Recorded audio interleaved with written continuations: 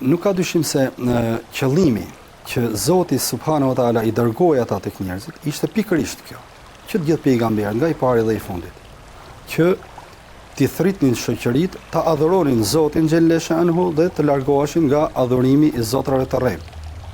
Ky ka qenë misioni i gjithë profetëve, siç thot Allahu subhanahu wa taala në Kur'an: "Wa laqad ba'athna fi kulli ummatin rasula an i'budu Allaha wajtanibu tagut." Çdo populli i kemi sjell të dërguar,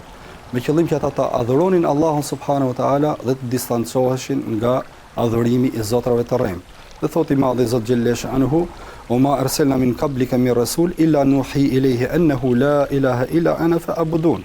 Dhe ne çdo të dërguar që kemi sjell para teje, o Muhammed, vetëm se i kemi shpallur atij se nuk ka të adhuruar me të drejtë përpos meje, ndaj më adhuroni mu, pra Allahun subhanahu wa taala. Pra ishte pikërisht urdhri nga i madhi Zot xhelle shanhu